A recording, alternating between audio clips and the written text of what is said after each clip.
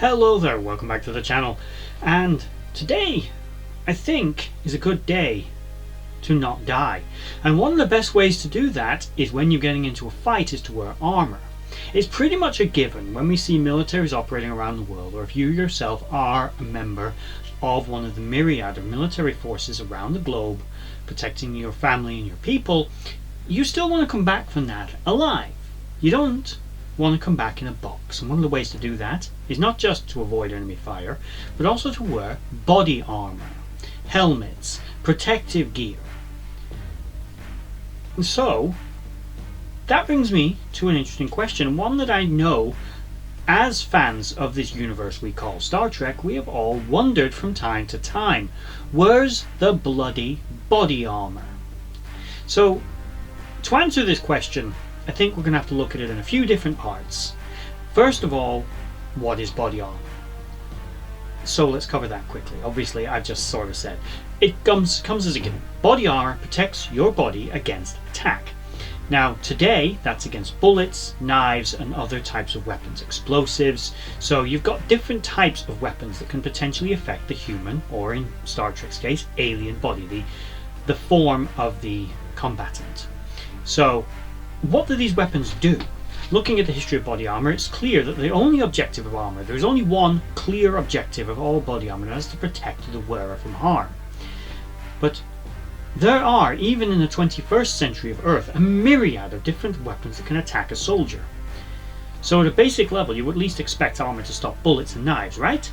But even now you've got pressure weapons, viral weapons, weapons that use heat and even cold, sound, a variety of different spectra of weapon.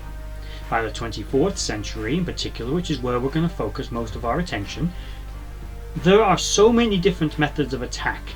Nanotechnology, again, biological, radiological, energy-based, transphasic, transdimensional, temporal. There are so many different types of weapons, it probably boggles the mind just to think about them. They probably list off millions of different types of weapons. Even just in the energy weapon spectrum, there are phasers, disruptors, plasma weapons, lasers, anti-proton based weapon systems, you name it, isokinetic. The list goes on and on and on. So each one of these weapons attacks you in a different way. So the body armor would have to defend you against such weapons.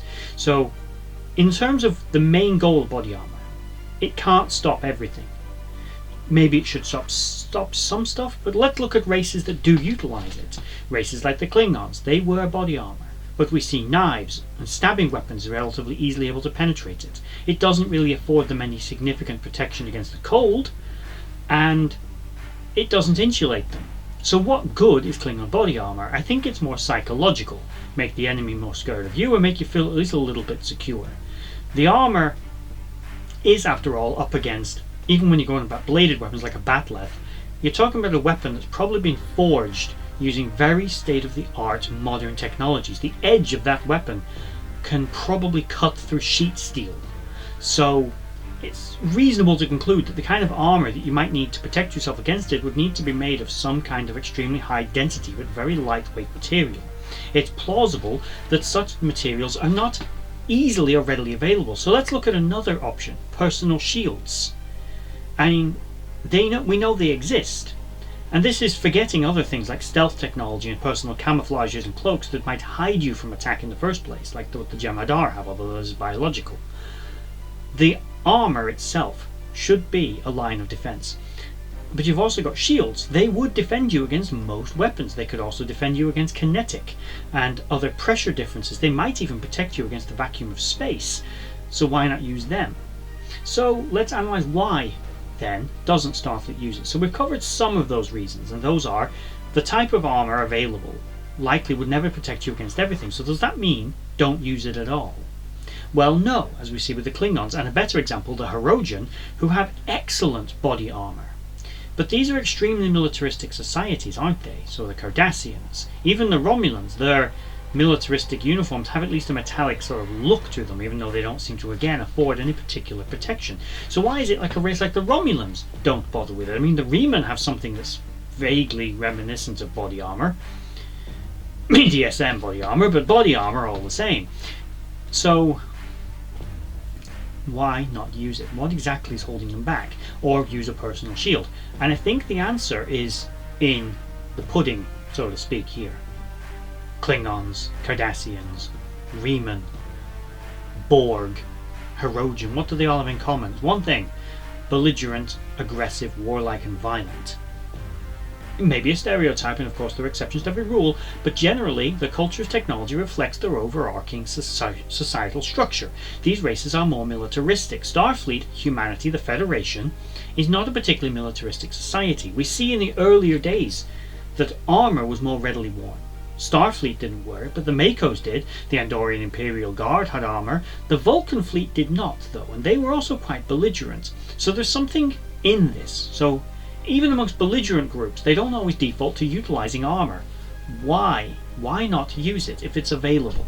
And we know that even by the 23rd and 24th century, armour, on some level, is available. Again, we go back to how effective is it? Even for a pacifistic organisation, you still don't want your people needlessly dying. And we know that Starfleet is willing to allow its people to die for the cause. Basically, they would rather sacrifice a ship and its crew than be perceived as a hostile power. That's why ships like the Galaxy class and even the Excelsior class to a lesser degree are not militaristically constructed, because you don't want, when you're rocking up to an ally, someone you want to get along with, a peaceful relations you're having with someone else, and more importantly than that, a new species who maybe you've never encountered before, you've only heard about, or you know very little about them.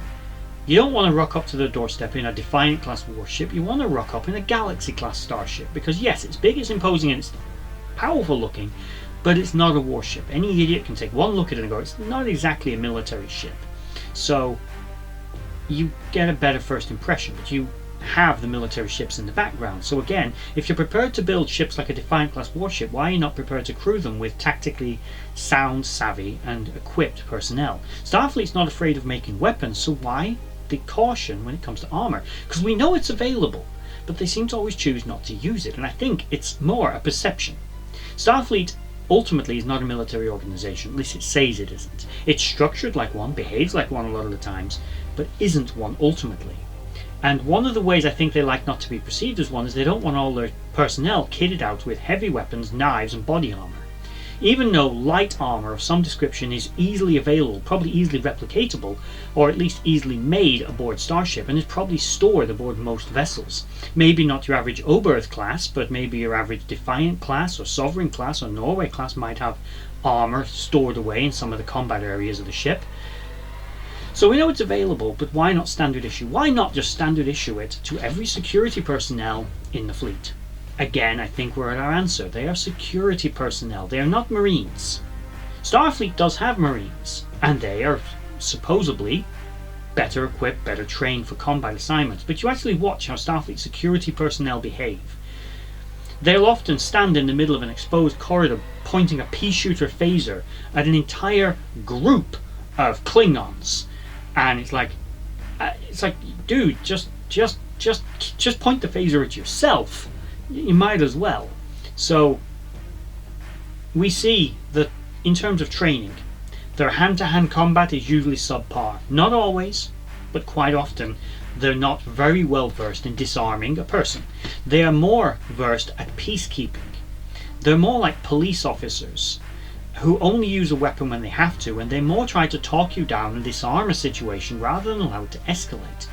But when it does escalate, Starfleet security, quite frankly, are woefully unprepared, untrained, and not properly equipped to deal with it, which is why you do have the Marines in the first place. But because Starfleet likes to think of itself as a non-military organisation, they tend to kind of pull back from the use of such things. So, should Starfleet utilise more armour? We do know it's available, so why the hell not just use it?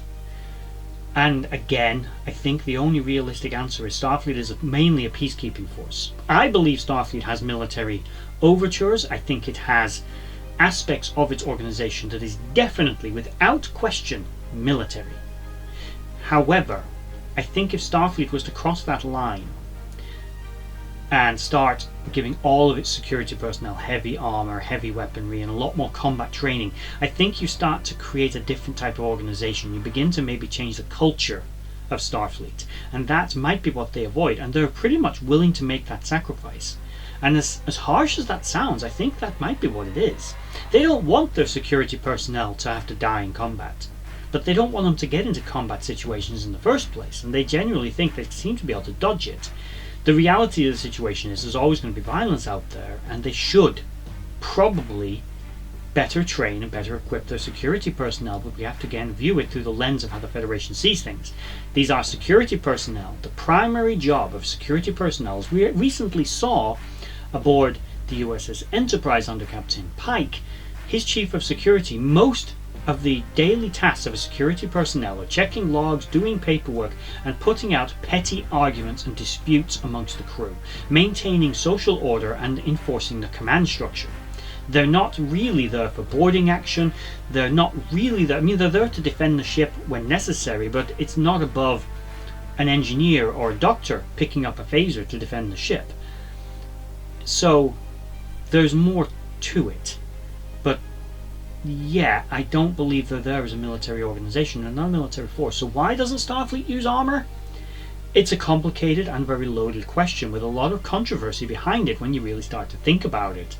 Starfleet does have armor available for its personnel, but they choose usually not to use it. It's actually quite uncommon for Starfleet security personnel to break out the heavy phasers or other heavier weapon systems that we know many Starfleet ships carry, explosives and other such things. Plus, with the resources aboard vessels, the things they are actually capable of building and fielding is fairly damn well impressive. So I think it's a conscious decision not to arm them.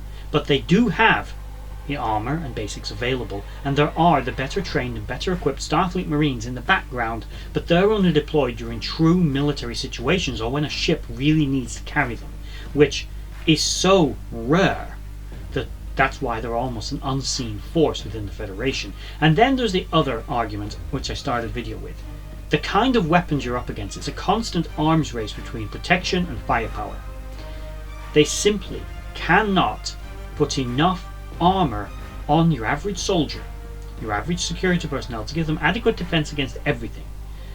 Now, some could make a legitimate argument that a moderate armor that can defend you against the most likely things you will encounter would be good enough. Even on a psychological level, like with the Klingons. Even if the armor was a Kevlar style, say some kind of Kevlar weave that actually utilized tritanium or duratanium in its composites rather than, say, titanium or steel, would probably be good enough. It might stop the average bat'leth, might stop the average dagger, maybe even be able to absorb low-level energy weapons or something of that nature, or maybe break out the personal shields. Now, we know there can be problems with personal shields. They don't have a lot of power, they don't last long, but again, even if they only take one hit, that's one hit, your security personnel has now survived. So there is a case for it, but I simply believe that the type of enemies, when you're a spacefaring civilization as vast as Starfleet and the Federation as a whole, the sheer myriad of enemies and races and potentially hostile forces that you're encountering, varying over such a wide variety of forces, you will never be able to adequately defend your personnel. The best thing to do might be the way Starfleet does it, and simply try to avoid getting into the firefight in the first place. Build your ship to be such a fortress, like a Galaxy class with such an impressive shield, that the enemy can't get on board in the first place to get to the squishy meat bags aboard the ship, who are kind of vulnerable to a phaser. But again, look at let's list off how many types of weapons quickly before we end here do Starfleet encounter. We see just in, say, the 2360s and 70s. We encounter Klingon disruptors, Romulan disruptors, Borg plasma weapons, Borg cutting beams, Cardassian directed energy weapons, Kazon directed energy weapons. We encounter spatial torpedoes spatial charges by the Malon, photon, quantum, plasma, as well as tricobalt based torpedo explosive weapons systems of a variety of kinds, matter, antimatter warheads built by the Cardassians. We have a whole host of secondary weapons types used by other minor powers like plasma weapons and other sort of anti-proton beams used by the Husnock, for example. This is just a sampling of the kind of weapons encountered by just, realistically, 2 or 3 starships within the Federation.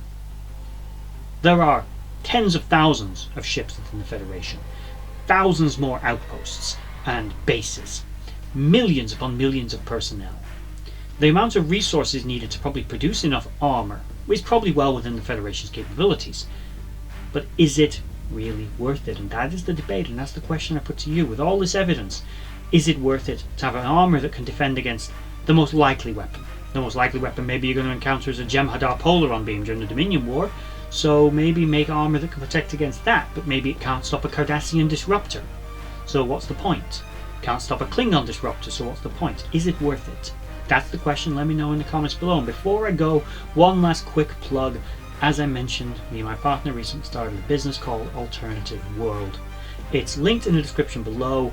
It's mostly fashion retail, but there is some alternative stuff on there, including some household items, bags, and a variety of other things. There will be an expansion of the range, and I intend to release a new line every month for the foreseeable future until I basically feel there's enough on there, realistically. But ultimately, it's there. Please check it out.